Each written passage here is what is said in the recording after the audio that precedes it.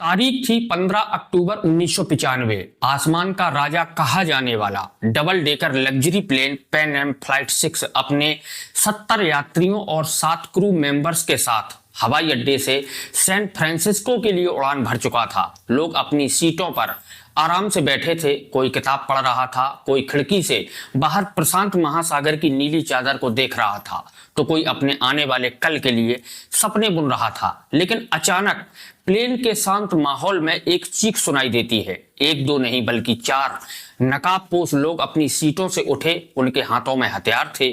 उन्होंने प्लेन को हाईजैक कर लिया था। यात्रियों की सांसें थम गईं। बच्चों का रोना और बड़ों की घबराहट से पूरा प्लेन गूंज उठा। यह खबर जैसे ही एटीएस तक पहुंची, धरती पर हड़कंप मच गया। रेस्क्यू मिशन की तैयारियां शुरू हो गई, लेकिन इससे पहले कि कोई कुछ समझ पाता, ठीक 5 मिनट बाद फ्लाइट रडार से हमेशा के लिए गायब हो गई। इसके पीछे का कारण पहला तो ये था कि हाईजैकर्स ने प्लेन के लोकेशन सिस्टम को बंद कर दिया था, पर असली खतरा तो कुछ और ही था। एक ऐसा खतरा जिसे इंसान कंट्रोल नहीं कर सकता। प्लेन सीधा प्रशांत महासागर के सबसे बड़े और खतरनाक तूफान टाइफून के मुंह में जा चुका था। भयानक हवाएं प्लेन को किसी खिलौने की तरह उछाल रही थीं। पायलट अपनी पूरी ताकत से प्लेन को बचाने की कोशिश कर रहा था, पर अगले 2 घंटे तक प्लेन का कंट्रोल प्रकृति के हाथों में था। और 2 घंटे इस जानलेवा संघर्ष के बाद प्लेन का एक इंजन फेल हो गया और इसके थोड़ी देर बाद दूसरा इंजन भी फेल हो गया। प्लेन आग के गोले की तरह सीधा समुद्र की ओर गिरने लगा। प्लेन समुद्र की सतह से टकराने ही वाला था कि कुछ लोगों ने हिम्मत दिखाई और हाईजैकर्स को मार गिराया, उनको परास्त कर दिया और टूटे हुए दरवाजे से अनजान समुद्र में छलांग लगा दी। सभी एक एक करके कूद गए। प्लेन एक भयानक धमाके के साथ पानी में समा गया, लेकिन 60 लोग किसी तरह बच गए थे। उनके चारों तरफ मीलों तक सिर्फ और सिर्फ प्रशांत महासागर की डरावनी लहरें थीं। किस्मत से जहां प्लेन क्रैश हुआ था, उससे बस 100 मीटर की दूरी पर एक चट्टान समुद्र से बाहर निकली हुई थी। सब ने अपनी बची कुची ताकत लगाकर उस चट्टान पर पनाह ली। भीगे हुए, कांपते हुए, डरे हुए वे 60 लोग उस छोटी सी चट्टान पर एक दूसरे से लिपट कर बैठ गए। उनके पास ना तो कोई फोन था, ना कोई सिग्नल था, ना कोई उम्मीद। प्लेन का मलबा भी गहरे पानी में डूब चुका था। तभी एक पैसेंजर को याद आया कि उसके बैग में एक दूरबीन थी जो किसी तरह उसके साथ बच गई थी। उसने कांपते हाथों से दूरबीन उठाई और चारों तरफ देखने लगा। तभी उसे एक उम्मीद की किरण दिखाई दी। लगभग आधा किलोमीटर दूर धुंध में लिपटा एक छोटा सा द्वीप दिखाई दिया। वो चिल्लाया, वहां एक आइलैंड है। जो लोग तैरना जानते थे, उन्होंने एक पल भी नहीं गवाया। उन्होंने मौत के इस महासागर में फिर से छलांग लगा दी। नीचे खतरनाक शार्क थी, ऊपर ऊंची लहरें, लेकिन जीने की इच्छा इन सबसे बड़ी थी। घंटों की मशक्कत के बाद सिर्फ 15-20 लोग ही उस द्वीप के रेतीले किनारे तक पहुंच पाए, बुरी तरह से थके हुए लेकिन जिंदा। द्वीप पर पहुंचे लोगों ने एक पल भी आराम नहीं किया। उन्हें पता था कि चट्टान पर फंसे बाकी लोगों को यहां लाना होगा, वरना वे लहरों या भूख प्यास से मर जाएंगे। उन्होंने द्वीप पर पड़ी सूखी लकड़ियों और बेलों को इकट्ठा किया और किसी तरह एक काम चलाऊ नाव बनाई। उस टूटी फूटी नाव को लेकर वे दोबारा उस जानलेवा समंदर में उतर गए। एक एक करके कई चक्कर लगाकर उन्होंने चट्टान पर फंसे हर इंसान को उस द्वीप पर पहुंचाया। जब सारे 60 लोग उस अनजान जमीन पर इकट्ठा हुए, तब जाकर उन्हें अपनी असली हालत का एहसास हुआ। यह कोई जन्नत नहीं थी, यह एक सुनसान वीरान सा टापू था। कुछ नारियल के पेड़, थोड़ी बहुत जंगली झाड़ियां और चारों तरफ सिर्फ रेत ही रेत। निराशा के बादल उन पर छा गए। कुछ लोग घुटनों के बल बैठकर रोने लगे, कुछ अपने परिवार को याद करके चिल्लाने लगे, तो कुछ बस सिर पकड़कर बैठ गए। वे यकीन नहीं कर पा रहे थे कि वो वाकई जिंदा हैं, यह कोई भयानक सपना देख रहे हैं। इसी हताशा के बीच एक स्कूल टीचर मिस्टर डेविड आगे आए।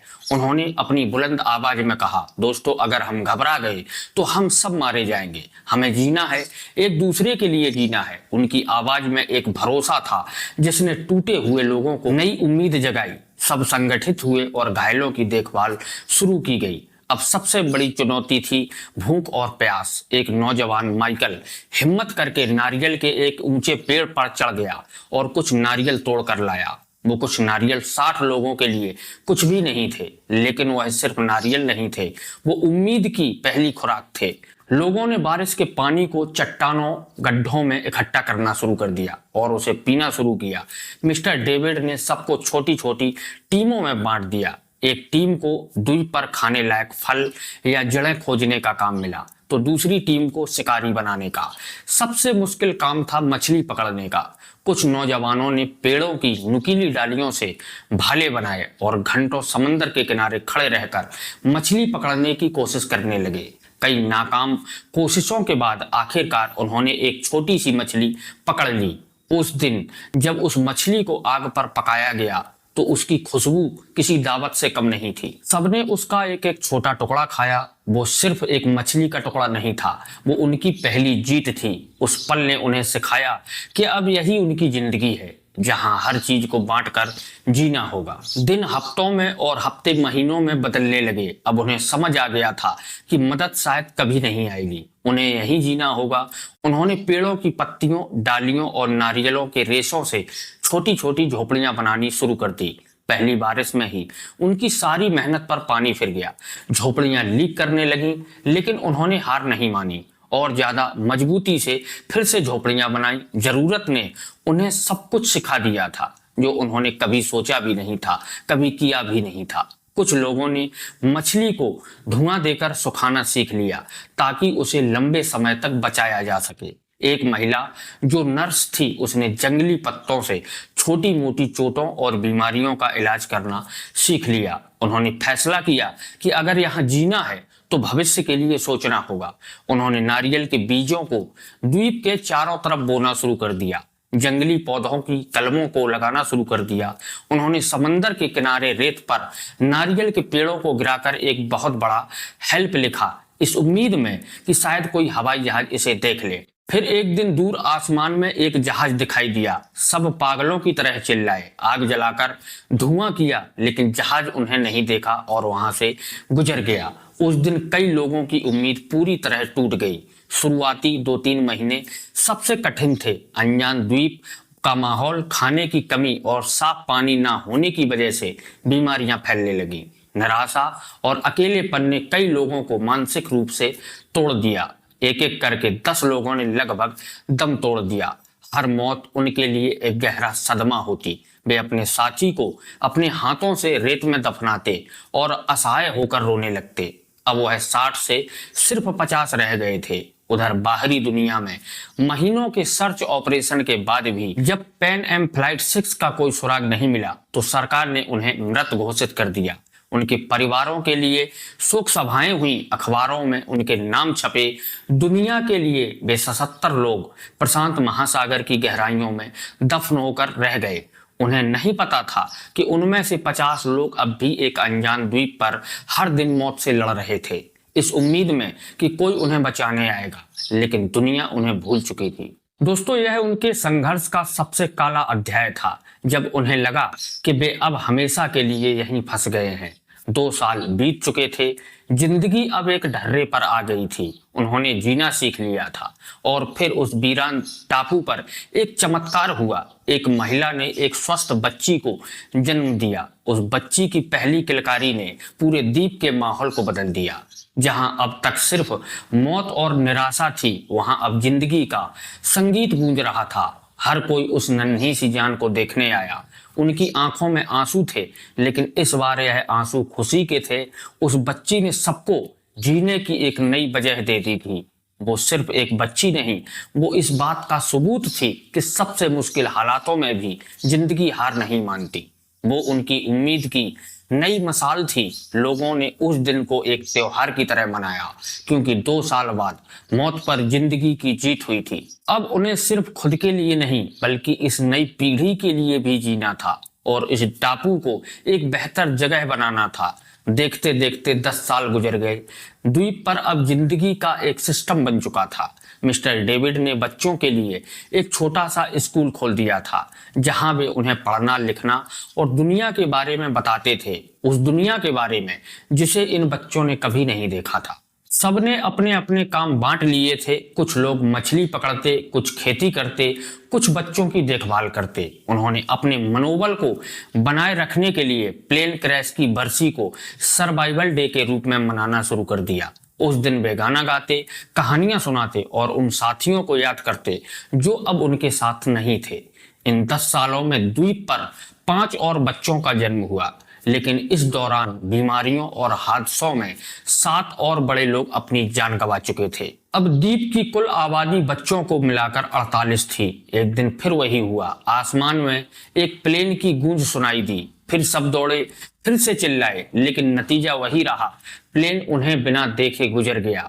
बार बार मिलती निराशा ने उन्हें अब तोड़ना बंद कर दिया था। शायद उन्होंने इसे ही अपनी जिंदगी या अपनी किस्मत मान लिया था। पूरे 13 साल बीत चुके थे। जो बच्चे द्वीप पर पैदा हुए थे वे अब बड़े हो चुके थे। उनके लिए यही दुनिया थी, यही घर था। जो बड़े थे अब वे बूढ़े हो गए थे। उनके चेहरे पर संघर्ष की लकीरें साफ दिखाई देती थी। फिर एक दिन एक ऐसी आवाज सुनाई दी जो उन्होंने 13 सालों में कभी नहीं सुनी थी। एक बड़े जहाज के हॉर्न की आवाज। पहले तो उनको यकीन नहीं हुआ।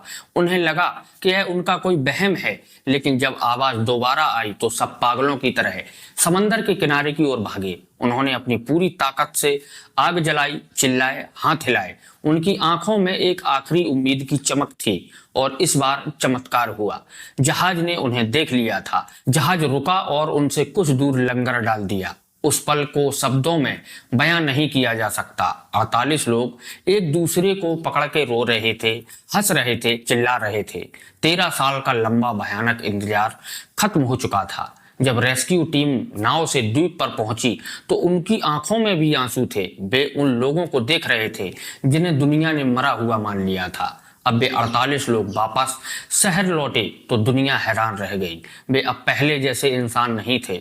शहर की चकाचौंध, गाड़ियां, इमारतें, सब कुछ उन्हें अजीब लग रहा था।